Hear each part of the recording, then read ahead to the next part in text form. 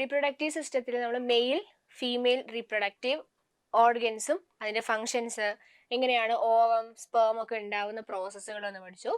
Next നമുക്ക് പറയാനുള്ളത് pregnancy and lactation. ഇതിൽ തന്നെ വരുന്ന പോർഷനാണ് പ്രഗ്നൻസി ആൻഡ് ലാക്ടേഷൻ എന്ന് പറയുന്ന ഭാഗം.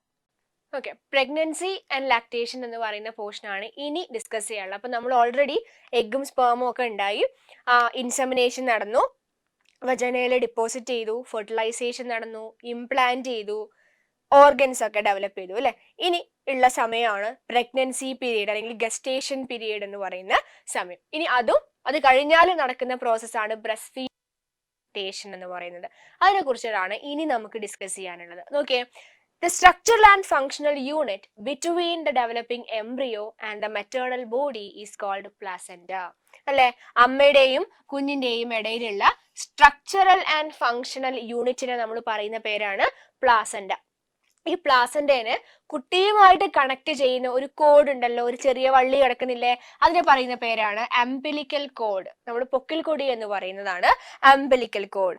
It transport substances two and from the embryo. ഉള്ളിലുള്ള എംബ്രിയോയിൽ നിന്നും എംബ്രിയോയിലേക്ക് ഉള്ളതുമായ കാര്യങ്ങളെ അങ്ങോട്ടും ഇങ്ങോട്ടും കൈമാറ്റം ചെയ്യുക എന്നാണ് ഈ അംബിലിക്കൽ കോഡിന്റെ ഫങ്ഷൻ. നമ്മൾ ചെറിയ ക്ലാസ്സിലെ പഠിച്ചിട്ടുള്ളതാണ് പ്ലാസെന്റ എന്ന് പറയുന്നതിന്റെ ഫങ്ഷൻ എന്താണെന്നുള്ളത് അല്ലെ. പ്ലാസെന്റ എന്ന് പറയുന്നത് പോഷകങ്ങളെ കൈമാറ്റം ചെയ്യാനുള്ളതാണ് നമുക്കറിയാം. അപ്പൊ നോക്കാം, പ്ലാസെന്റയുടെ function supply oxygen and nutrients to the embryo.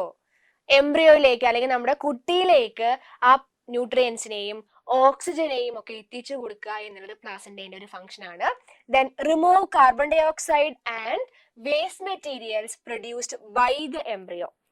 കുട്ടിയുടെ ശ്വസനത്തിന്റെയും അല്ലെങ്കിൽ ന്യൂട്രിയൻസ് അബ്സോർബ് ചെയ്യുന്നതിന്റെ ഭാഗമായിട്ടൊക്കെ ഉണ്ടാവുന്ന വേസ്റ്റ് മെറ്റീരിയൽസിനെ പുറത്തേക്ക് കളയുന്നതും ആര് തന്നെയാണ്? പ്ലാസെന്റയാണ്. Then placenta act as an endocrine gland. Note ചെയ്ത് വെച്ചോളൂ, പ്ലാസെന്റ ഒരു എൻഡോക്രൈൻ ഗ്ലാൻഡ് ആയിട്ട് പോലും ആക്ട് ചെയ്യുന്ന ആളാണ്. അപ്പൊ എന്തിനുള്ള എബിലിറ്റി ഉണ്ടാവും? എൻഡോക്രൈൻ ഗ്ലാൻഡ്സിന് എന്തിനുള്ള ശേഷിയുണ്ട്? എന്ത് പ്രൊഡ്യൂസ് ചെയ്യാൻ പറ്റും? ഹോർമോൺസ് പ്രൊഡ്യൂസ് ചെയ്യാൻ പറ്റും. അപ്പൊ പ്ലാസെന്റയ്ക്ക് ചില ഹോർമോണുകളെ പ്രൊഡ്യൂസ് ചെയ്യാനുള്ള ശേഷിയുണ്ട്. Okay, placenta act as an endocrine gland by secreting these hormones. ഏതൊക്കെ ഹോർമോൺസാ? Human chorionic gonadotropin, human placental lactogen, estrogens, progesterone. ഈസ്ട്രജനും പ്രൊജസ്ട്രോണും ഓവറി ഉണ്ടാക്കുന്നതാണ് നമുക്കറിയാം. പക്ഷെ കുറഞ്ഞ എമൗണ്ടിൽ പ്രഗ്നൻസി സമയത്ത് പ്ലാസെന്റയും ഈ ഹോർമോണിനെ ഉണ്ടാക്കുന്നുണ്ട്. അപ്പൊ പ്രധാനപ്പെട്ട 4 ഹോർമോണുകൾ പ്ലാസെന്റ ഉണ്ടാക്കുന്ന ആരൊക്കെയാണ്? HCG അല്ലെങ്കിൽ ഹ്യൂമൻ കോറിയോണിക് ഗൊണാഡോട്രോപ്പിൻ, HPL അല്ലെങ്കിൽ human placental ലാക്ടജൻ, oestrogen, progesterone. Okay, ഇതാണ് 4 മെയിൻ ആയിട്ടുള്ള പ്ലാസെന്റൽ ഹോർമോൺസ് എന്ന് പറയുന്നത്. ഇനി നോക്കിയേ, what is the process of A pregnancy test? കാണാതെ പഠിക്കേണ്ടതല്ല, പലർക്കും അറിയുന്നതാണ്. നമ്മൾ നോർമലി പ്രഗ്നൻസി ടെസ്റ്റ് ചെയ്യുന്നത്, പ്രഗ്നൻസി വീട്ടിലൊക്കെ ആണെങ്കിൽ നമ്മൾ കിറ്റ് വെച്ചിട്ട് പ്രഗ്നൻസി കിറ്റ് വെച്ചിട്ട് ടെസ്റ്റ് ചെയ്യാറുണ്ട് അല്ലെ. ആ കിറ്റ് യൂസ് ചെയ്യുന്ന സമയത്ത് നമ്മൾ എന്താണ് ആ പ്രഗ്നൻസി കിറ്റിലേക്ക് ആഡ് ചെയ്ത് കൊടുക്കാറ്? പൊതുവെ യൂറിനാണ്. അപ്പൊ നമുക്ക് മനസ്സിലായി, പ്രഗ്നൻസി സമയത്തും അല്ലാത്ത സമയത്തും യൂറിനിൽ എന്തോ ഒരു ചേഞ്ച് ഉണ്ട്. ആ ചേഞ്ച് ആണ് നമുക്ക് അവിടെ കാണിച്ചു തരുന്നത്. എന്താ ചേഞ്ച് നോക്കിയേ? The pregnancy usually test the hormone human chorionic gonadotropin in urine. യൂറിനില് HCG എന്ന് പറയുന്ന ഹോർമോണിന്റെ സാന്നിധ്യം ഉണ്ടോ എന്നാണ് നമ്മൾ ആക്ച്വലി ടെസ്റ്റ് ചെയ്യുന്നത്. ഓക്കെ, പ്രഗ്നൻസി സമയത്താണ് ഈ ഹോർമോണിന്റെ സാന്നിധ്യം ഉണ്ടാവുന്നത്. അപ്പൊ നമ്മൾ ടെസ്റ്റ് ചെയ്യുന്ന സമയത്ത് ഈ ഹോർമോൺ ഉണ്ടെങ്കിൽ നമുക്ക് ആ ടെസ്റ്റ് കിറ്റിൽ പല കളറായിട്ടോ അല്ലെങ്കിൽ ലൈൻസ് ആയിട്ടോ ഒക്കെ അത് ഡിസ്പ്ലേ ചെയ്യും. നോക്കൂ, this hormone seems to be secreted when a zygote has been attached to the uterine wall. Implantation എന്ന് പറയുന്ന പ്രോസസ്സ് കറക്റ്റ് ആയിട്ട് നടന്നതിന് ശേഷമാണ് ഈ ഒരു ഹോർമോണിന്റെ അളവ് നമ്മുടെ യൂറിനിലോ ബ്ലഡിലോ ഒക്കെ കൂടുതലായിട്ട് കാണുന്നത്. ഇപ്പൊ ചില കേസിൽ ഇപ്പൊ നമുക്ക് ഒരു മന്ത് പ്രഗ്നൻസി പീരിയഡ്സ് മിസ്സായി കഴിഞ്ഞാൽ പ്രഗ്നൻസി ആണോ എന്ന് സംശയമുള്ള ആളുകൾ ടെസ്റ്റ് ചെയ്ത് നോക്കും. ചിലപ്പോൾ പ്രഗ്നൻസി ആണെങ്കിലും ആ ടെസ്റ്റിൽ എന്ത് ചെയ്യാറില്ല, കാണിക്കണം എന്നില്ല, പോസിറ്റീവ് റിസൾട്ട് അത്ര അധികം കാണിക്കണം എന്നില്ല. കാരണം എന്താ? ചിലപ്പോൾ ഇംപ്ലാന്റേഷൻ എന്ന് പറയുന്ന പ്രോസസ്സ് ശരിക്ക് കറക്റ്റ് ചിലപ്പോൾ ആ ഒരു ഇംപ്ലാന്റേഷൻ എന്ന് പറഞ്ഞ പ്രോസസ്സ് അവിടെ നടക്കുന്നേ ഉണ്ടാവുള്ളൂ, അല്ലെങ്കിൽ കുറച്ചൊരു സമയം എടുക്കും. ഈ ഒരു ഹോർമോണിന്റെ അളവ് ഫസ്റ്റ് ട്രൈമസ്റ്ററിലാണ് പൊതുവെ യൂറിനിൽ കൂടുതൽ ഉണ്ടാവുക. അപ്പൊ ആ ഹോർമോണിന്റെ അളവ് ഉണ്ടാവാൻ കുറച്ചൊരു വീക്ക് സമയം നമുക്ക് ആവശ്യമാണ്. അതിനുശേഷം നോക്കുമ്പോഴാണ് നല്ല ക്ലിയർ ആയിട്ട് നമുക്ക് ആ ഒരു ടെസ്റ്റ് പോസിറ്റീവ് എന്നുള്ള റിസൾട്ട് വരുന്നത്. The pregnancy test usually test urine. Correct അല്ലേ? നമ്മൾ കിറ്റിൽ പൊതുവെ ഇതുപോലുള്ള സംഭവങ്ങൾ വാങ്ങിക്കാൻ കിട്ടും. ഇതിൽ ഇങ്ങനെ വെൽസ് ഉണ്ടാവും അല്ലെ, ഓരോ കുഴികൾ ഉണ്ടാവും. അവിടെയാണ് നമ്മൾ യൂറിൻ ആഡ് ചെയ്ത് കൊടുക്കുന്നത്. ആ യൂറിനിൽ HCG എന്ന് പറയുന്ന ഹോർമോൺ ഉണ്ടെങ്കിൽ നമുക്ക് ഇവിടെ എന്ത് കിട്ടും? ഒരു പുതിയൊരു കളറായിട്ട് വേറൊരു ലൈന് ഫോം ചെയ്യും. A small amount of urine can be moved to the appropriate portion of the testing tube and the test would be displayed several types of result. അതായത് ടെസ്റ്റിൽ ഒന്നിക്ക് ഇങ്ങനെ 2 ലൈൻസ് വരുന്നതായിരിക്കാം, അല്ലെങ്കിൽ ചിലപ്പോൾ പോസിറ്റീവ് നെഗറ്റീവ് എന്ന് എഴുതി കാണിക്കുന്ന തരം ടെസ്റ്റുകൾ ഉണ്ടാവാം, അല്ലെങ്കിൽ എന്തെങ്കിലും കളർ വെച്ച് ഇൻഡിക്കേറ്റ് ചെയ്യുന്ന ടെസ്റ്റുകളും ഉണ്ടാവാം. It might show double lines or A transformation in colour or A simple. ചിലപ്പോൾ കളർ ഡബിൾ ലൈൻ വരാം, അല്ലെങ്കിൽ എന്തെങ്കിലും കളർ മാറ്റമായിരിക്കാം നമ്മൾ നോക്കേണ്ടത്, അല്ലെങ്കിൽ ചിലപ്പോൾ എന്തെങ്കിലും ഒരു സിമ്പിൾ ആയിട്ട് അതിൽ കാണിച്ചു തരും. അപ്പൊ സിമ്പിൾ ആണ്, നമ്മൾ കൂടുതലായിട്ട് എഴുതി വെക്കേണ്ട പോയിന്റ്സ് ഒന്നുമില്ല. നോട്ട് ചെയ്യേണ്ടത് ഫസ്റ്റത്തെ പോയിന്റ്, ഏത് ഹോർമോൺ ആണ് നോക്കുന്നത്? HCG എന്ന് പറയുന്ന ഹോർമോണിന്റെ സാന്നിധ്യം ഉണ്ടോ എന്നാണ് നോക്കേണ്ടത്. Then what are the phases in pregnancy? ഒരു പ്രഗ്നൻസി ഗസ്റ്റേഷൻ പീരീഡ് എന്ന് പറയുന്നത് എന്തൊക്കെ ഫേസുകളാണുള്ളത്? നമുക്ക് തന്നെ ഈ പ്രഗ്നൻസി പീരീഡിൽ ആ അമ്മയുടെ ബോഡിയിൽ ഉണ്ടാവുന്ന മാറ്റങ്ങൾ നമുക്ക് മനസ്സിലാവുന്നുണ്ട് അല്ലെ. മെയിൻ ആയിട്ട് നമ്മൾ മനസ്സിലാക്കുക എങ്ങനെയാ? ബേബി ബംബ് ഫോം ചെയ്യുന്നത്. അപ്പോ എന്തൊക്കെ ഫേസസ് ആണ് പ്രഗ്നൻസിക്കുള്ളത് നോക്കാം. Pregnancy usually categorised into 3 phases. 3 ഘട്ടങ്ങളാണ് പ്രഗ്നൻസിക്ക് കാണുന്നത്. ഏതൊക്കെയാ? Zygote or unborn baby stays on its mother's womb for almost 38 weeks and the average period of gestation is 40 weeks. ഏകദേശം ഒരു 38 ആഴ്ച വരെയാണ് എംബ്രിയോ അമ്മയുടെ യൂട്രസിൽ അല്ലെങ്കിൽ ഗർഭപാത്രത്തിൽ നിൽക്കുന്ന സമയം എന്ന് പറയുന്നത്. മാക്സിമം 40 വീക്ക് വരെ പോവാം. അപ്പൊ ഒരു 38 weeks to 40 weeks ആണ് എന്തെന്ന് പറയുന്നത് ഈ ഗസ്റ്റേഷൻ പീരിയഡ് എന്നുള്ളത് നമുക്ക് പറയാം. ഡേയ്സിൽ പറയുകയാണെങ്കിൽ നമുക്ക് അതിനെ ഏത് ഫോമിലേക്ക് മാറ്റാം? 270 മുതൽ 280 ഡേയ്സ് വരെ എന്ന് വേണമെങ്കിലും പറയാറുണ്ട്. ഏതൊക്കെയാണ് 3 ഫേസസ് നോക്കിയേ? First trimester, second trimester, third trimester. ഇതാണ് നമ്മുടെ 3 ഫേസസ് എന്ന് പറയുന്നത്.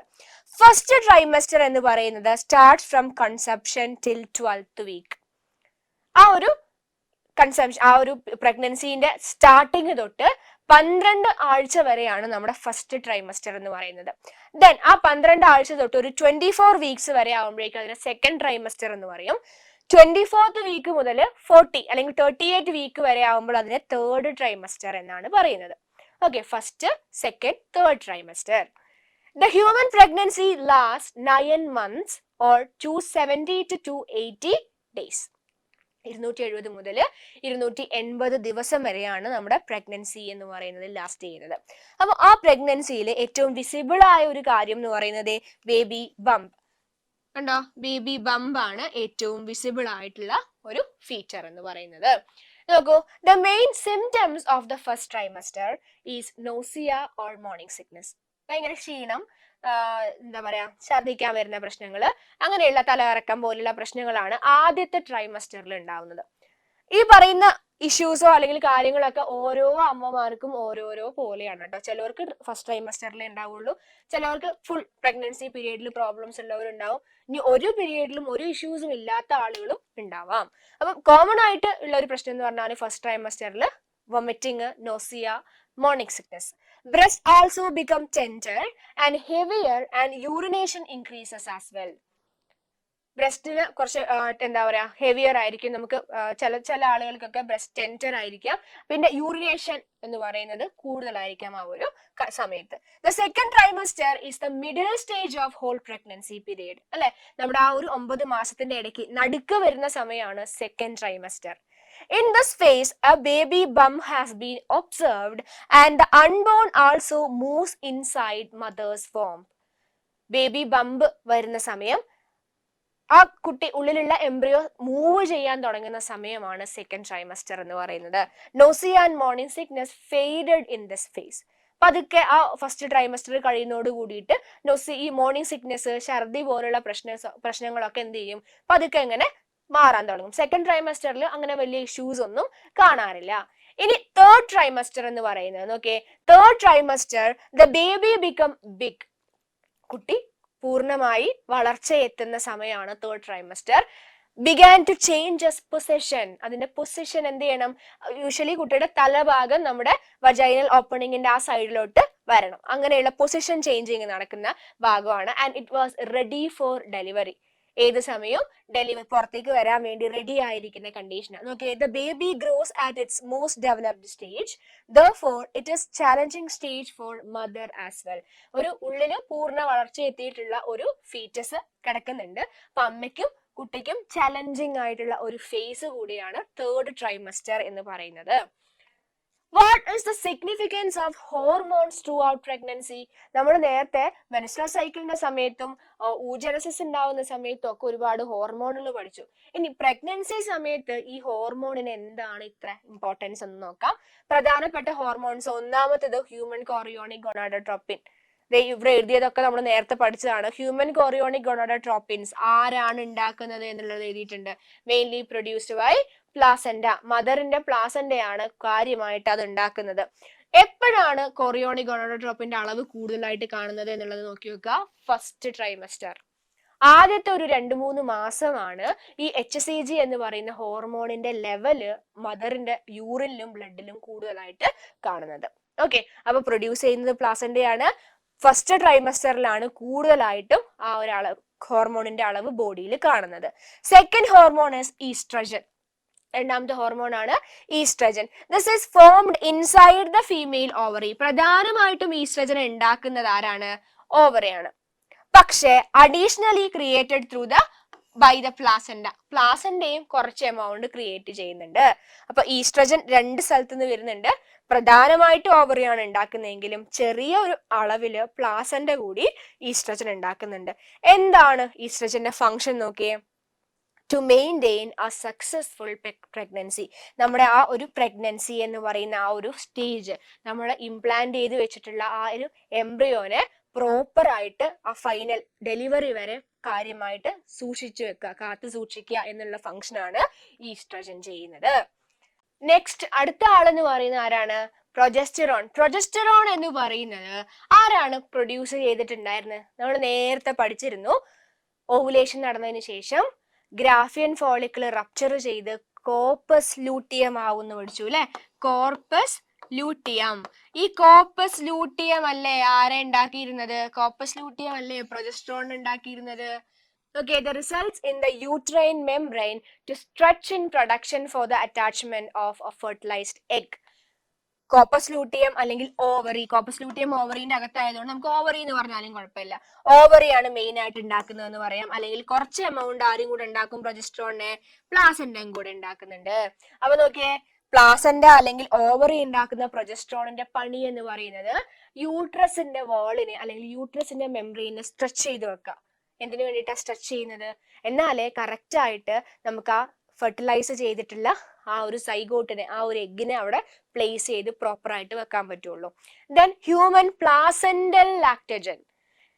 ഹ്യൂമൻ പ്ലാസെന്റൽ ലാക്ടജൻ എന്ന് പറയുന്ന ഹോർമോണിന് 2 പണികൾ ചെയ്യാനുണ്ട്. ഒന്നാമത്തെ പണി നോക്കിയേ, nourishment. The zygote get nourishment due to this hormone. സൈഗോട്ടിന് വളരാൻ ആവശ്യമായിട്ടുള്ള എല്ലാ ന്യൂട്രിയൻസിനെയും കൊടുക്കുക എന്നുള്ളത് ഇയാളുടെ പണിയാണ്. അതുകൂടാതെ നോക്കിയേ, ലാക്ടജൻ എന്ന് പറഞ്ഞാൽ മിൽക്കുമായിട്ടൊരു കണക്ഷൻ ഇല്ലേ? അതുകൊണ്ട് നോക്കിയേ, this also increases the milk ducts within breast that AIDS in lactation. നമ്മുടെ ബ്രസ്റ്റില് മിൽക്ക് ഡക്റ്റുകളെ നമ്പർ കൂട്ടുക. കാരണം പ്രഗ്നൻസി കഴിയുമ്പോഴേക്കും എന്ത് നടക്കണം? ലാക്ടേഷൻ, ബ്രസ്റ്റ് ഫീഡിങ്ങിനുള്ള എല്ലാ സെറ്റപ്പും റെഡിയാക്കി വെക്കണം. അപ്പം ഈ ഹോർമോൺ എന്ത് ചെയ്യും? മാമറി ഗ്ലാൻഡിലെ മിൽക്ക് ഡക്റ്റുകളുടെ എണ്ണം കൂട്ടി ബ്രസ്റ്റ് ഫീഡിങ്ങിന് ബ്രസ്റ്റിനെ റെഡിയാക്കി വെക്കും. ഓക്കെ, അപ്പൊ ഇത്രയാണ് പ്രധാനപ്പെട്ട 4 ഹോർമോൺസ് എന്ന് പറയുന്നത്. ഇനി നമ്മൾ നോക്കിയേ, വേറൊരു ഹോർമോൺ ആണ് റിലാക്സിൻ. വേറൊരു ഹോർമോൺ ആണ് റിലാക്സിൻ. റിലാക്സിൻ എന്ന് പറയുന്നത് ഈ പ്രഗ്നൻസിയുടെ ലാസ്റ്റ് സ്റ്റേജിലേക്ക്, നോക്കിയേ, ലേറ്റർ ഫേസിൽ ഉണ്ടാവുന്ന പ്രഗ്നൻസിയുടെ ലാസ്റ്റ് ട്രൈമസ്റ്ററിലൊക്കെ ഉണ്ടാവുന്ന ഹോർമോൺ ആണ് റിലാക്സിൻ. റിലാക്സിന്റെ ഫംഗ്ഷൻ നോക്കിയേ, helps in parturition by softening the connective tissue of the pubic symphysis.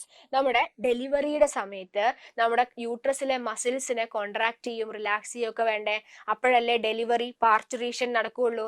അതിനു വേണ്ടി സഹായിക്കുന്ന ആളാണ് റിലാക്സിൻ. ഓക്കെ, നമ്മുടെ കണക്റ്റീവ് ടിഷ്യൂസിനെ, നമ്മുടെ റീപ്രൊഡക്റ്റീവ് സിസ്റ്റം ഉള്ള ഭാഗത്തെ കണക്റ്റീവ് ടിഷ്യൂസിനെ ഒക്കെ സോഫ്റ്റൻ ചെയ്യാൻ വേണ്ടി, റിലാക്സ് ചെയ്യാൻ വേണ്ടി സഹായിക്കുന്ന ആളാണ് റിലാക്സിൻ. പ്രൊഡ്യൂസ് ചെയ്യുന്നത് ആരാണ്?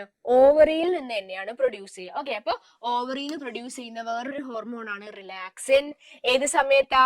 ലേറ്റർ ഫേസ് ഓഫ് പ്രഗ്നൻസിയിലാണ് പ്രൊഡ്യൂസ് ചെയ്യുന്നത്. പണി എന്താണ്? Helps in parturition by softening the connective tissue of the pubic symphysis. നമ്മുടെ റീപ്രൊഡക്റ്റീവ് സിസ്റ്റം ഉള്ള ഭാഗത്തിലുള്ള സോഫ്റ്റ് ടിഷ്യൂസിനെയൊക്കെ എന്ത് ചെയ്യുക? സോഫ്റ്റൻ ചെയ്യുക, അല്ലെങ്കിൽ അത് കണക്റ്റഡ് ടിഷ്യൂസിനെയൊക്കെ സോഫ്റ്റ് ചെയ്യാൻ വേണ്ടിയിട്ട് ഹെൽപ്പ് ചെയ്യുന്നു. During pregnancy the levels of hormones or levels of other hormones like estrogen, progesterone, prolactin, thyroxine, etc. are increased several folds in the maternal blood. അമ്മയുടെ ബ്ലഡില് പ്രഗ്നൻസി സമയത്ത് സാധാരണ ഉള്ള ഹോർമോണുകളെക്കാൾ അളവ് കൂടുതലായിരിക്കും. എല്ലാ ഹോർമോൺസിന്റെയും അളവ് മെറ്റേണൽ ബോഡിയിൽ അല്ലെങ്കിൽ മെറ്റേണൽ ബ്ലഡിൽ പൊതുവെ പ്രഗ്നൻസി പീരീഡിൽ എന്തായിരിക്കും? കൂടുതലായിരിക്കും. അതുകൊണ്ട് തന്നെയാണ് പെട്ടെന്ന് മൂഡ് സ്വിങ്സും ഈ പെട്ടെന്ന് ഉണ്ടാവുന്ന ഡിപ്രഷൻ, പിന്നെ പ്രഗ്നൻസിക്ക് ശേഷവും ഈ ഹോർമോണിൽ ഉണ്ടാവുന്ന വ്യത്യാസമാണ് എന്തുണ്ടാക്കുന്നത്? ഈ ഡിപ്രഷൻ പോലുള്ള പോസ്റ്റ്പാർട്ടം ഡിപ്രഷനിലേക്കൊക്കെ ലീഡ് ചെയ്യുന്നത്. ഓക്കെ, ഒക്കെ ഹോർമോണിന്റെ കാര്യങ്ങളാണ്. അപ്പൊ ഹോർമോൺസ് എന്ന് വെച്ചാൽ നമുക്ക് ഒരാൾക്ക് ആണായാലും പെണ്ണായാലും നമുക്ക് പരസ്പരം കൺട്രോൾ ചെയ്യാൻ പറ്റാത്ത ഒരു സാധനമാണ്. അത് പക്ഷെ എന്ത് ചെയ്യും? നമ്മുടെ ബിഹേവിയറിനെ കൺട്രോൾ ചെയ്യുകയും ചെയ്യും. ഓക്കെ, അപ്പൊ അങ്ങനെയുള്ള ഹോർമോണിന് ഒരുപാട് പങ്ക് നമ്മുടെ ബോഡിയിൽ ചെയ്യാനുണ്ട്.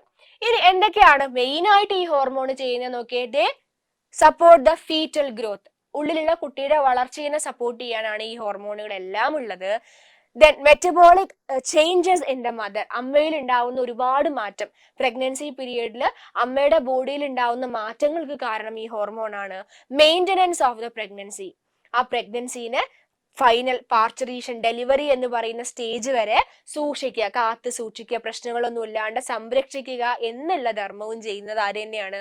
ഈ ഹോർമോണുകളുടെ കഴിവ് തന്നെയാണ്. ഇനി എന്താണ് പാർച്ചുറേഷൻ? ഇങ്ങനെ കാത്തു സൂക്ഷിച്ച് വെച്ച പ്രഗ്നൻസിനെ നമ്മൾ ഫൈനലി ഒരു സമയാവുന്ന സമയത്ത് പുറത്തേക്ക് ഇജക്ട് ചെയ്യും, അല്ലെങ്കിൽ പുറത്തേക്ക് ഡെലിവറി ചെയ്യുന്ന പ്രോസസ്സിനെയാണ് പാർച്ചുറേഷൻ എന്ന് പറയുന്നത്. Okay, vigorous contraction of the uterus at the end of pregnancy causes expulsion or delivery of the foetus. അല്ലെ, 9 മാസം കഴിഞ്ഞു കഴിഞ്ഞാല് ഉള്ളിലിരിക്കുന്ന ഫീറ്റസിനെ നമ്മൾ എന്ത് ചെയ്യും? പുറത്തേക്ക് എക്സ്പെൽ ചെയ്യും. അതിനെ പറയുന്ന സയന്റിഫിക്കലി നമ്മൾ പറയുന്ന പേരാണ് പാർച്ചുറേഷൻ. ഡെലിവറിനെ നമ്മൾ പറയുന്ന പേരാണ് പാർച്ചുറേഷൻ. ഇനി പാർച്ചുറേഷൻ എന്ന് പറയുന്നത് it's A neuro endocrine mechanism. ഒരു പ്രസവം എന്ന് പറയുന്ന പ്രവർത്തനം നടക്കണമെങ്കിൽ അതില് ന്യൂറോൺസ് വേണം. ന്യൂറോൺസ് നമ്മുടെ ബ്രെയിനിന്റെ എല്ലാ സഹായവും ആവശ്യമാണ്. എൻഡോക്രൈൻ അതായത് ഹോർമോൺസിന്റെയും സഹായം ആവശ്യമാണ്. അതുകൊണ്ടാണ് ന്യൂറോ എൻഡോക്രൈൻ എന്ന് പറയുന്നത്. അപ്പൊ ഡെലിവറി പാർച്ചുറേഷൻ നടക്കണമെങ്കിൽ നമ്മുടെ ബ്രെയിന് പോലുള്ള നെർവസ് സിസ്റ്റവും ഇൻവോൾവ് ചെയ്യണം, എൻഡോക്രൈൻ ഗ്ലാൻഡുകളിൽ നിന്നുള്ള ഹോർമോൺസും പ്രൊഡ്യൂസ് ചെയ്യണം. ക്ലിയർ ആണോ? അപ്പൊ parturition is A neuro endocrine mechanism എന്ന് പറയാം. എന്താണ് നടക്കുന്ന പ്രോസസ്സ് നോക്കിയേ. പ്രസവിക്കാനായി എന്നുള്ള സിഗ്നൽ അല്ലെങ്കിൽ ഡെലിവറി നടക്കാനായി എന്നുള്ള സിഗ്നൽ ആദ്യം കൊടുക്കുന്നത് ഉള്ളിലിരിക്കുന്ന ഫീറ്റസ് ആണ്, അല്ലെങ്കിൽ ആ കുട്ടിയാണ്. The signal for parturition originates from the fully developed fetus and the placenta, which induces mild uterine contraction. Okay, പുറത്തു വരാനുള്ള സമയമായി എന്നുള്ള സിഗ്നല് ഫീറ്റസും പ്ലാസന്റയും അമ്മയുടെ ബോഡിയിലേക്ക് കൊടുക്കും. അമ്മയുടെ ബോഡിയിലേക്ക് ആ സിഗ്നൽ കൊടുക്കുന്നതിന്റെ ഭാഗമായിട്ട് അമ്മയുടെ ബ്രെയിൻ അത് സെൻസ് ചെയ്യും, അല്ലെ? ഓക്കെ, ഇന്ന കാര്യങ്ങൾ നടക്കാൻ പോവുകയാണെന്നുള്ള ബ്രെയിന് സെൻസ് ചെയ്തിട്ട് യൂട്രസിലെ മസിൽസിനെ കോൺട്രാക്ട് ചെയ്യിക്കാൻ തുടങ്ങും. ഉദ്ദേശം എന്താ? മെറ്റേണൽ ബോഡീന്റെ ഉദ്ദേശം എന്താ? അതിനെ പുറത്തേക്ക് വിടുക, ആ ഒരു ഫീറ്റസിനെ പുറത്തേക്ക് എത്തിക്കുക. അതിന് വേണ്ടിയിട്ടാണ് ആ ഭാഗത്തുള്ള മസിൽസിനെ കോൺട്രാക്ട് ചെയ്യുന്നത്. അതിന്റെ ഭാഗമായിട്ട് കുട്ടീനെ പുറത്തേക്ക് അങ്ങോട്ട് എക്സ്പെൽ ചെയ്യാൻ വേണ്ടി പറ്റും. Okay, this triggers release of oxytocin. അപ്പൊ ആ മസിൽ ഇങ്ങനെ കോൺട്രാക്ട് ചെയ്യുന്നതിന്റെ ഭാഗമായിട്ട് ഹൈപ്പോതലാമസ് ഓക്സിറ്റോക്സിൻ ഉണ്ടാക്കി പിറ്റ്യൂട്ടറിന്റെ സഹായത്തോടെ റിലീസ് ചെയ്യും. കിട്ടിയോ? ഹൈപ്പോതലാമസ് ഓക്സിറ്റോക്സിനെ ഉണ്ടാക്കി പിറ്റ്യൂട്ടറിയുടെ സഹായത്തോടെ റിലീസ് ചെയ്യും. Oxytocin act on the uterine muscle. ഈ റിലീസ് ചെയ്ത ഓക്സിറ്റോക്സിൻ വീണ്ടും യൂട്രസിലെ മസിലിനെ തന്നെയാണ് പോയിട്ട് ആക്ടിവേറ്റ് ചെയ്യുക. അതിന്റെ ഭാഗമായിട്ട് പിന്നെയും മസിൽ കോൺട്രാക്ട് ചെയ്യാൻ തുടങ്ങും. മസിൽ കോൺട്രാക്ട് ചെയ്യുക, ഓക്സിറ്റോക്സിൻ ഉണ്ടാവുക, പിന്നെയും മസിൽ കോൺട്രാക്ട് ചെയ്യുക. ഇങ്ങനെ ഇത് കുറച്ച് സമയം ഇങ്ങനെ നടന്നുകൊണ്ടിരിക്കും. എത്രത്തോളം സ്ട്രോങ് ആയിട്ട് മസിൽ കോൺട്രാക്ട് ചെയ്യുന്നോ അതിനനുസരിച്ചിട്ട് ബർത്ത് കനാലിലൂടെ ഫീറ്റസ് പുറത്തേക്ക് ഇജക്ട് ചെയ്യുന്നു അല്ലെങ്കിൽ എക്സ്പെൽ ചെയ്യുന്നു. Soon after the infant is delivered, the placenta is also expelled out of the uterus. കിട്ടിയോ? അപ്പൊ സിഗ്നൽസ് ഫസ്റ്റ് വരുന്നത് ഫീറ്റസ്. അതെ, signal for parturition originates from the fully developed fetus and placenta, which induces mild contraction in uterine wall അല്ലെങ്കിൽ uterine contraction. നമ്മൾ അതിനെ fetal ejection reflux എന്ന് പറയുന്നത്, അതായത് ഫീറ്റസിനെ പുറത്തേക്ക് കളയാൻ വേണ്ടി നമ്മുടെ ബോഡിയിൽ നടക്കുന്ന ഒരു പ്രവർത്തനം. ദിസ് ട്രിഗേഴ്സ്, ഇങ്ങനെ ഈ കോൺട്രാക്ഷൻ നടക്കുന്നതിന്റെ ഭാഗമായിട്ട് release of oxytocin from the maternal pituitary. അതിന്റെ ഭാഗമായിട്ട് എന്ത് നടന്നു? അമ്മയുടെ പിറ്റ്യൂട്ടറി ഗ്രന്ഥിയിൽ നിന്ന് ഓക്സിറ്റോക്സിനെ റിലീസ് ചെയ്യാൻ തുടങ്ങി. Oxytocin acts on the uterine wall. Oxytocin വീണ്ടും യൂട്രസിലെ മസിൽസിന്റെ അടുത്തേക്ക് പോയി cause stronger uterine contraction. Uterine contraction നല്ലോണം കൂടുതലാക്കി. Which in turn stimulate further secretion of oxytocin. അതായത് കൂടുതൽ മസിൽ കോൺട്രാക്ട് ചെയ്യാൻ തുടങ്ങിയപ്പോൾ പിന്നെയും ഓക്സിറ്റോക്സിനെ റിലീസ് ചെയ്യാൻ തുടങ്ങി. Contraction get stronger. Muscle contraction ഭയങ്കരമായിട്ട് കൂടുന്ന സമയത്ത് which leads to the expulsion of the baby out of the uterus through the birth canal. വജൈനയിലൂടെ കുട്ടീനെ പുറത്തേക്ക് എന്ത് ചെയ്തു? യൂട്രസിൽ നിന്ന് പുറത്തേക്ക് എക്സ്പെൽ ചെയ്തു അല്ലെങ്കിൽ പുറത്തേക്ക് വിട്ടു. Soon after delivery. ആ കുട്ടി പുറത്തേക്ക് വന്നു കഴിഞ്ഞാല് പിന്നെ ആ കുട്ടീനെ പ്രൊട്ടക്ട് ചെയ്ത പ്ലാസന്റ അമ്മയുടെ ബോഡിയിൽ ഇരിക്കേണ്ട ആവശ്യമുണ്ടോ? ഇല്ല. അതിന് നമ്മൾ എന്ത് ചെയ്തു? യൂട്രസിൽ നിന്ന് പുറത്തേക്ക് എക്സ്പെൽ ചെയ്യാണ് ചെയ്തത്. ഓക്കെ, ഇതാണ് ഡെലിവറി നടക്കുന്ന സമയത്ത് നടക്കുന്ന പ്രവർത്തനങ്ങൾ. ഓക്കെ, ഡെലിവറി നടക്കുന്ന സമയത്ത് പ്രധാനപ്പെട്ട പ്രവർത്തനങ്ങൾ ഇത്രയാണ് നടന്നത്. ഇനി നമ്മള് ഇത്രയും നേരം പറഞ്ഞപ്പോഴൊക്കെ പറഞ്ഞൊരു സംഭവമാണ്, ഒരു ഓവം ഒരു സ്പേമിനെ ഫെർട്ടിലൈസ് ചെയ്ത് ഒരു സൈഗോട്ട് ഒരു കുട്ടിയായിട്ട് മാറി. പക്ഷെ ഇവിടെ നോക്കിയേ, നമ്മൾ എപ്പോഴും എല്ലാവർക്കും ഒരു കുട്ടി മാത്രമാണോ കണ്ടിട്ടുള്ളത്? അല്ല, ചില കേസിൽ ട്വിൻസ് ഉണ്ടാവാറുണ്ട് അല്ലെ. ഒരേ പ്രസവത്തിൽ തന്നെ 2 കുട്ടികൾ ഉണ്ടാവാറുണ്ട്. അങ്ങനെ 2 കുട്ടികൾ ഉണ്ടാവുന്ന സമയത്ത് പിന്നെ നമ്മൾ അവിടെ ശ്രദ്ധിച്ചൊരു കാര്യം, ചില ആളുകളുടെ കുട്ടികൾ കാണാൻ ഒരേപോലെയാണ്. കണ്ടോ, ഈ 2 കുട്ടികളെ കാണാൻ ഒരുപോലെയാണ്. പക്ഷെ അപ്പുറത്ത് നിൽക്കുന്ന ആളുകളും ട്വിൻസ് ആണ്. പക്ഷെ ഒരുപോലെയാണോ? അല്ല. അപ്പൊ ട്വിൻസ് 2 തരത്തിലുണ്ട്. ഒരുപോലെ കാണാൻ ഒരുപോലെയുള്ള ട്വിൻസിനെ നമ്മൾ ഐഡന്റിക്കൽ ട്വിൻസ് അല്ലെങ്കിൽ മോണോസൈഗോട്ടിക് ട്വിൻസ് എന്നാണ് പറയാം. ഇനി കാണാൻ വ്യത്യസ്തമായിട്ടുള്ള ട്വിൻസിനെ നമ്മൾ പറയുന്ന പേര് ഫ്രറ്റേണൽ ട്വിൻസ് അല്ലെങ്കിൽ ഡൈസൈഗോട്ടിക് ട്വിൻസ് എന്നാണ് പറയാം. കിട്ടിയോ? ഈ പേര് പഠിച്ചാൽ തന്നെ നമുക്ക് മനസ്സിലാവും. മോണോസൈഗോട്ടിക്, അപ്പൊ ഒറ്റ സൈഗോട്ടാണ് അവിടെ ഉണ്ടായത്.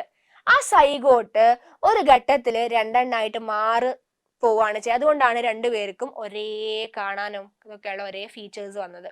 ഇവിടെ നോക്കിയേ, ഡൈസൈഗോട്ടിക് എന്ന് വെച്ചാൽ 2 വ്യത്യസ്തമായ സൈഗോട്ടുകൾ തന്നെ അവിടെ ഉണ്ടാവുന്നുണ്ട്. അത് രണ്ടും 2 ഇൻഡിവിജ്വൽ ആയിട്ട് ഒരേ സമയം ഉള്ളിൽ വളരുന്നു എന്നുള്ളതാണ് പ്രത്യേകത. കിട്ടിയോ? അപ്പം ഐഡന്റിക്കൽ ട്വിൻസ് അല്ലെങ്കിൽ മോണോസൈഗോട്ടിക് ട്വിൻസ് എന്ന് പറഞ്ഞാൽ കാണാൻ ഒരുപോലെ ഉള്ളതാണ്.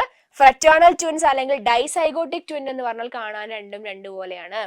എങ്ങനെയാണ് നോക്കാം.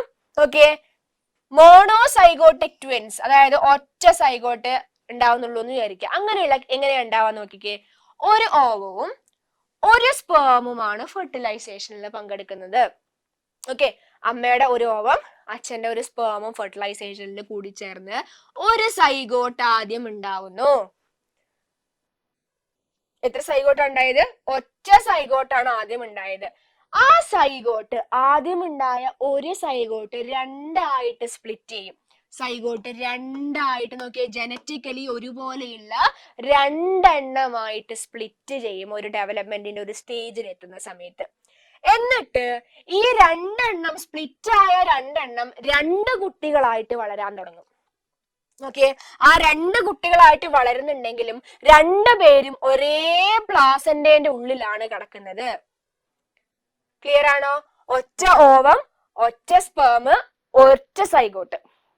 Zygote, monozygotic. ആ ഒറ്റ സൈഗോട്ട് എപ്പോഴോ രണ്ടായിട്ട് സ്പ്ലിറ്റ് ചെയ്ത് രണ്ടും രണ്ട് കുട്ടികളായിട്ട് വളരുന്നു. ഷെയർഡ് പ്ലാസന്റയാണ്, അതായത് രണ്ട് കുട്ടികളും ഒറ്റ പ്ലാസന്റേന്റെ അകത്താണ് ഉള്ളിൽ കിടക്കുന്നത്. അങ്ങനെയുള്ള കുട്ടികൾ കാണാൻ ഒരുപോലെ ആയിരിക്കും, അങ്ങനെയുള്ള ആളുകൾ. കാരണം ഒറ്റ സൈഗോട്ടിന്ന് സ്പ്ലിറ്റ് ചെയ്തുകൊണ്ട് ഒറ്റ ഓവും ഒറ്റ സ്പേമും ആയതുകൊണ്ട് അങ്ങനെയുള്ള ആളുകളാണ് identical. They are identical twins, കാണാൻ ഒരുപോലെ. ഇനി നമ്മൾ പറഞ്ഞത് എന്താണ്, ഒരു മാസം ഒരു ഓവമാണ് സ്ത്രീകളില് മെച്ചുർ ആവുന്നത് എന്ന് പറഞ്ഞിരുന്നു. പക്ഷെ ചില കേസുകളിൽ, ചില ആളുകളുടെ കേസിൽ മൾട്ടിപ്പിൾ ഓവം പ്രൊഡ്യൂസ് ചെയ്യാറുണ്ട്. അതായത് ഒരു മാസം ഒരു ഫങ്ഷണൽ ഓവം അല്ല, ഒന്നോ രണ്ടോ മൂന്നോ ഓവം പ്രൊഡ്യൂസ് ചെയ്യുന്ന കണ്ടീഷൻസ് ഉണ്ടാവാറുണ്ട്. അങ്ങനെ ആവുന്ന സമയത്ത് ആ അമ്മയുടെ ഒരു എഗ്ഗ്, ആ അമ്മയുടെ തന്നെ രണ്ടാമത്തെ എഗ്ഗ്, ഓക്കെ, പിന്നെ അച്ഛന്റെ സ്പേമും അച്ഛന്റെ രണ്ടാമത്തെ സ്പേമും, രണ്ടും സെപ്പറേറ്റ് ആയിട്ട്, രണ്ടും രണ്ട് സൈഗോട്ടായിട്ട് വളരും. രണ്ട് സൈഗോട്ട് രണ്ട് കുട്ടികളാവും. അപ്പൊ അങ്ങനെ നോക്കിയേ, അവർ രണ്ടുപേരും ഒരേ പ്ലാസന്റേന്റെ അകത്താണോ ഷെയർ ചെയ്തത്? അല്ല. അങ്ങനെ ആവുന്ന സമയത്ത് രണ്ട് കുട്ടികളും രണ്ട് പ്ലാസന്റയിൽ പൊതിഞ്ഞിട്ടാണ് അമ്മയുടെ യൂട്രസിനകത്ത് ഉണ്ടാവുക. നോക്കി, ഇവിടെ രണ്ട് എഗ്ഗും രണ്ട് സ്പേമും ഉണ്ട്. അവര് പ്രത്യേകം ഫെർട്ടിലൈസ് ചെയ്ത് രണ്ട് സൈഗോട്ട് ഉണ്ടായി. ഈ രണ്ട് സൈഗോട്ട് രണ്ട് വ്യത്യസ്തമായ കുട്ടികളായിട്ട് മാറി. കാണാൻ വ്യത്യസ്തമായിരിക്കും, ജെൻഡർ വ്യത്യാസം ഉണ്ടായിരിക്കും, ഒന്നാണും ഒന്ന് പെണ്ണും ആയിരിക്കും. ഓക്കെ, ഇതാണ് മോണോസൈഗോട്ടിക് ട്വിൻസും ഡൈസൈഗോട്ടിക് ട്വിൻസും തമ്മിലുള്ള വ്യത്യാസം. ഓക്കെ ആണോ? ഇനി ഈ ഡൈസൈഗോട്ടിക് ട്വിൻസ് ഉണ്ടാവാൻ വേണ്ടി, അല്ലെങ്കിൽ ഈ ഒരു ട്വിൻസ് ഉണ്ടാവുന്നതിന് അമ്മയുടെ ക്യാരക്ടറിന് ഒരുപാട് ഇതുണ്ടെന്ന് പറയുന്നുണ്ട്. അതായത് ഏജ് ഓഫ് ദ മദർ, അമ്മയുടെ ഏജും ട്വിൻസ് ഉണ്ടാവുന്നതും തമ്മിൽ എന്തോ ഒരു കണക്ഷൻ ഉണ്ടെന്നാണ് പറയുന്നത്. Women in their age 30s and 40s have higher levels of sex hormones, estrogen, than younger women. Younger വുമൻസിനെ വെച്ച് കമ്പയർ ചെയ്യുമ്പോൾ ഒരു 30-40 വയസ്സായ സ്ത്രീകളില് ഈസ്ട്രജൻ എന്ന് പറയുന്ന ഹോർമോണിന്റെ അളവ് പൊതുവെ കൂടുതലായിരിക്കും. Which means that their ovaries are stimulated to produce more than one egg at a time. അപ്പൊ ഈസ്ട്രജന്റെ അളവ് കൂടുതലുള്ളത് കൊണ്ട് തന്നെ അവരുടെ ഓവറീസ് ഒന്നിൽ കൂടുതൽ ഓവത്തിനെ പ്രൊഡ്യൂസ് ചെയ്യാൻ സാധ്യത ഉണ്ട്. എല്ലാരിലും ഇങ്ങനെ നടക്കും എന്നല്ല, ചില ആളുകളിൽ നടക്കാൻ സാധ്യത ഉണ്ട് എന്നാണ് പറയുന്നത്. രണ്ടാമത്തേതാണ് നമ്മുടെ ഹെറിഡിറ്റി, അതായത് നമ്മുടെ പാരമ്പര്യമായിട്ട് നമുക്ക് ഇങ്ങനെ ഒരു ട്വിൻസ് ഉണ്ടാവാനുള്ള ഒരു ചാൻസ് ഉണ്ട്. നോക്കിയേ, a woman is more likely to conceive fraternal twins. ഒരു പെൺകുട്ടി അല്ലെങ്കിൽ ഒരു സ്ത്രീ ഫ്രറ്റേണൽ ട്വിൻസ് ഉണ്ടാവണം എന്നുണ്ടെങ്കിൽ, കാണാൻ ഒരുപോലെ അല്ലാത്ത ട്വിൻസ് ആ ഒരു സ്ത്രീക്ക് ഉണ്ടാവണം എന്നുണ്ടെങ്കിൽ അതിന് പല കാരണങ്ങൾ ഉണ്ടാവും. ഒന്നിക്കെ fraternal, if she is a fraternal twin, അവള് ഒരു ട്വിൻ ആണെങ്കിൽ ആ അമ്മയ്ക്ക് വീണ്ടും ട്വിൻസ് ഉണ്ടാവാനുള്ള ചാൻസ് കൂടുതലാണ്. Has already had fraternal twins, മുന്നത്തെ പ്രസവത്തില് ട്വിൻസിന് ഉണ്ടായിട്ടുണ്ടെങ്കിൽ രണ്ടാമതും ട്വിൻസ് ഉണ്ടാവാനുള്ള ചാൻസ് കൂടുതലാണ്. Or has siblings who are fraternal twins, അല്ലെങ്കിൽ ആ ഒരു സ്ത്രീയുടെ സിബ്ലിങ്സ് എന്ന് പറഞ്ഞാൽ സിസ്റ്ററിനോ ബ്രദറിനോ ട്വിൻസ് ഉണ്ടായിട്ടുണ്ടെങ്കിൽ അവക്കും സാധ്യത ഉണ്ട്, ഭാവിയിൽ ഒരു ട്വിൻ ഉണ്ടാവാനുള്ള സാധ്യത കൂടുതലാണ്. കാരണം എന്താ, അവരുടെ സിബ്ലിങ്സിൽ ഉണ്ടാകുന്ന ജീന് തന്നെയാണ് ഇവളുടെ ബോഡിയിലും ഉണ്ടാവുക, ഈ ഒരു സ്ത്രീയുടെ കേസിലും ഉണ്ടാവുക. അപ്പോൾ പാരമ്പര്യമായിട്ട് ട്വിൻസ് ഉണ്ടാവാനുള്ള ഒരു ക്യാരക്ടർ ആ ഒരു സ്ത്രീക്കും വന്നിട്ടുണ്ടാവാം. അപ്പം പ്രഗ്നന്റ് ആവാൻ പോകുന്ന ആള് ട്വിൻ ആണെങ്കിലോ അല്ലെങ്കിൽ ആ സ്ത്രീക്ക് എന്തെങ്കിലും ഒരു ട്വിൻസിന്റെ ഒരു ബാക്ക്ഗ്രൗണ്ട്, ഒരു പാരമ്പര്യം ഉണ്ടെങ്കിലോ ഒക്കെ എന്താവാൻ ചാൻസ് ഉണ്ട്, വീണ്ടും ഒരു ട്വിൻ പ്രഗ്നൻസിയിലേക്ക് ലീഡ് ചെയ്യാറുണ്ട്. These women are hyper ovulators and are able to produce more than one ova at a time. അപ്പൊ ഇങ്ങനെ ചില പാരമ്പര്യം ഉള്ള ആളുകളിൽ ഈ ഹൈപ്പർ ഓവുലേറ്റർ എന്ന് പറഞ്ഞാൽ എന്താ, കൂടുതൽ ഓവം പ്രൊഡ്യൂസ് ചെയ്യാൻ സാധ്യതയുള്ള ആളുകളാണ് ചില ജീനുകളുള്ള ആളുകൾ. അപ്പൊ അങ്ങനെയുള്ള ആളുകളിൽ ഒന്നിലധികം ഓവം ഒരു മാസം പ്രൊഡ്യൂസ് ചെയ്യാൻ ചാൻസ് കൂടുതലാണ്. Next raise. റേസ് എന്ന് വെച്ചാൽ നമ്മുടെ വംശം എന്ന് പറയാറില്ലേ, നമ്മൾ ഏഷ്യൻ ആഫ്രിക്കൻസ് എന്നൊക്കെ പറയുന്ന ഒരു വംശമാണ് അല്ലെ. നോക്കിയേ, African womens have the highest incidence of twins while Asian women have the lowest. ഏഷ്യൻസിനെ വെച്ച് കമ്പയർ ചെയ്യുമ്പോൾ, നമ്മളൊക്കെ ഏഷ്യൻസ് ആണ്, നമ്മളൊക്കെ വെച്ച് കമ്പയർ ചെയ്യുമ്പോൾ ആഫ്രിക്കൻ വുമൻസിന് ട്വിൻസ് ഉണ്ടാവാനുള്ള ചാൻസ് കുറച്ച് കൂടുതലാണ് എന്നാണ് സ്റ്റഡീസ് പറയുന്നത്. Then assisted reproductive technologies. അതായത് നോർമലി ഗർഭധാരണം നടക്കാത്ത ആളുകളിൽ നമ്മളിത് IVF പോലെയുള്ള ടെക്നിക്ക് ഉപയോഗിച്ചിട്ടാണ് എന്ത് നടക്കുക, ഗർഭധാരണം സാധ്യമാക്കുന്നത്. നോക്കൂ, many procedures relay on stimulating the ovaries with fertility drugs to produce egg and often several eggs are released per ovulation. അതായത് നമ്മൾ അസിസ്റ്റഡ് ടെക്നോളജീസ് വഴി പ്രഗ്നൻസി ട്രൈ ചെയ്യുന്ന സമയത്ത് കൂടുതലും കുറെ ടാബ്ലറ്റ്സ്, കുറെ മരുന്ന് കൊണ്ടാണ് ഓവുലേഷൻ സ്റ്റിമുലേറ്റ് ചെയ്യുക അല്ലെ. അതായത് നോർമലി ഓവുലേഷൻ നടക്കേണ്ട സമയത്ത് കുറെ മരുന്നുകളുടെ സഹായത്തോട് കൂടിയിട്ടാണ് നമ്മൾ ഓവുലേറ്റ് ചെയ്യാൻ വേണ്ടി ശ്രമിക്കുന്നത്. അങ്ങനെ ആവുന്ന സമയത്ത് ഈ മരുന്നുകളുടെ സാന്നിധ്യം കാരണം ചിലപ്പോ ഒന്നിലധികം ഓവം നമ്മൾ പ്രൊഡ്യൂസ് ചെയ്യുന്നുണ്ടാവാം പെർ മന്ത്. അത് സ്പേം ഫെർട്ടിലൈസ് ചെയ്ത് നമുക്ക് എന്തുണ്ടാവാം, ട്വിൻസ് ഉണ്ടാവാം. അതല്ലെങ്കിൽ നോക്കിയേ IVF നമ്മുടെ IVF പോലുള്ള ടെക്നിക്സ് ഉപയോഗിക്കുകയാണെന്നുണ്ടെങ്കിൽ ഇൻവിട്രോ ഫെർട്ടിലൈസേഷൻ നമ്മൾ യൂസ് ചെയ്യുകയാണെങ്കിൽ multiple embryos are often transferred to the humans uterus to increase the chances of success. IVF ചെയ്യുമ്പോൾ കുറെ പൈസ കൊടുത്തിട്ടാണ് IVF ചെയ്യുക. അപ്പൊ എന്ത് ചെയ്യും, നമ്മുടെ എഗ്ഗിനെയും സ്പേമിനെയും ലബോറട്ടറിയിൽ വെച്ചിട്ടാണ് ഫെർട്ടിലൈസ് ചെയ്യിച്ച് എംബ്രിയോ ആക്കിയതിനു ശേഷമാണ് അതിനെ യൂട്രസിലേക്ക് കടത്തിവിടുക. അപ്പൊ അങ്ങനെ ഒരു എംബ്രിയോനെ കടത്തുന്നതിന് പകരം 2 എണ്ണത്തിനെ ഇൻട്രൊഡ്യൂസ് ചെയ്യും. കാരണം ബൈ ചാൻസ് ഒരു എംബ്രിയോക്ക് എന്തെങ്കിലും പ്രശ്നം സംഭവിക്കുകയാണെങ്കിൽ രണ്ടാമത് അവിടെ ഒരാളും കൂടി ഉണ്ടാവുമല്ലോ. അതിനു വേണ്ടിയിട്ട് ഒരേ സമയത്ത് തന്നെ 2 എംബ്രിയോ ഉണ്ടാക്കിയിട്ട് ചിലപ്പം ഫീമെയിലിന്റെ ബോഡിയിലേക്ക് വിടാറുണ്ട്. അതെന്ത് ചെയ്യും, ചില സമയത്ത് രണ്ടും വളർന്ന് 2 കുട്ടികളായിട്ട് 2 ട്വിൻസ് ആയിട്ട് വരും. അതല്ലെങ്കിൽ ചിലപ്പോൾ ഒരെണ്ണത്തിന് എന്തെങ്കിലും സംഭവിച്ചു പോയാലും ഒരാള് ഹെൽത്തി ആയിട്ട് ഉണ്ടാവും. ഓക്കെ, അങ്ങനെയാണ് IVF വഴി. അപ്പൊ ഇതൊക്കെയാണ് ട്വിൻസ് ഉണ്ടാവാനുള്ള മെയിൻ ആയിട്ടുള്ള റീസൺസ് എന്ന് പറയുന്നത്. ഇനി മദറിന്റെ ഏജ്, മദറിന്റെ എന്താ പറയാ വെയിറ്റ്, അങ്ങനെയുള്ള കുറെ കാര്യങ്ങൾ, ചില എൻവയോൺമെന്റൽ ഫാക്ടേഴ്സ് ഒക്കെ ഇതിന് പങ്ക് കൊള്ളുന്നുണ്ട് എന്നുള്ളതാണ് സ്റ്റഡീസ് പറയുന്നത്. അപ്പൊ നമ്മുടെ മലപ്പുറത്ത് തന്നെ കൊടിഞ്ഞി എന്ന് പറയുന്ന ഒരു സ്ഥലമുണ്ട്. കൊടിഞ്ഞിയില് കൂടുതലും ട്വിൻസ് ആണ്. അത് പാരമ്പര്യമായിട്ട് ഒരു കുടുംബത്തിലുള്ളവർക്ക് മാത്രമല്ല അവിടെ ട്വിൻസ് ഉള്ളത്. അവിടെ ആ നാട്ടിലുള്ള കുറെ ആളുകൾക്ക്, ആ നാട്ടിലേക്ക് കല്യാണം കഴിച്ചു കൊണ്ടുവന്നാലും അവിടുന്ന് വേറെ എങ്ങോട്ടെങ്കിലും കല്യാണം കഴിച്ചു കൊണ്ടായാലും ഒക്കെ ഉണ്ടാവുന്നത് അധികവും ട്വിൻസ് ആണ്. കൂടുതലും ആ സ്ഥലത്ത് ട്വിൻസ്. അപ്പൊ പാരമ്പര്യമാണെന്നോ എന്താ പറയാ നമുക്ക് ഏജ് അങ്ങനെയുള്ള ഫാക്ടേഴ്സ് ഒന്നും അവിടെ പറയാൻ പറ്റുന്നില്ല. ചിലപ്പം എൻവയോൺമെന്റ്, ആ നാട്ടിലുള്ള എന്തെങ്കിലും ഒരു പ്രത്യേകത കൊണ്ടാവാം എന്നൊക്കെ പറഞ്ഞ് പുറത്തു നിന്നുള്ള ആളുകളൊക്കെ ഇപ്പൊ എന്ത് ചെയ്യാണ്, സ്റ്റഡീസ് നടത്തിക്കൊണ്ടിരിക്കുകയാണ്. ഓക്കെ, അപ്പൊ അങ്ങനെയുള്ള പോയിന്റ്സുകൾ ജസ്റ്റ് ഒന്ന് നിങ്ങൾ ആലോചിച്ച് നോക്കുക. ഇതൊക്കെയാണ് പ്രധാനപ്പെട്ട റീപ്രൊഡക്റ്റീവ് സിസ്റ്റവുമായി ബന്ധപ്പെട്ട് നമുക്ക് പഠിക്കാനുള്ളത്. ഇനി നെക്സ്റ്റ് നമ്മൾ പഠിക്കേണ്ട എന്താ, ലാക്ടേഷൻ, അതായത് ബ്രസ്റ്റ് ഫീഡിങ്. ഇപ്പൊ നമ്മുടെ കുട്ടീനെ നമുക്ക് കിട്ടി, പാർച്ചുറേഷൻ കഴിഞ്ഞ് ഡെലിവറി കഴിഞ്ഞ് കുട്ടി നമ്മുടെ കയ്യിലുണ്ട്. നെക്സ്റ്റ് ഇനി ആ കുട്ടീനെ ഫീഡ് ചെയ്യണം അല്ലെ. കുറച്ച് കാലത്തേക്ക് നമ്മൾ ആ കുട്ടിക്ക് ന്യൂട്രിയൻസ് കൊടുക്കണം, മെയിൻലി ത്രൂ ബ്രസ്റ്റ് മിൽക്ക്. അതാണ് ലാക്ടേഷൻ എന്നുള്ള ഭാഗത്ത് ഇനി നമുക്ക് ഡിസ്കസ് ചെയ്യേണ്ടത്.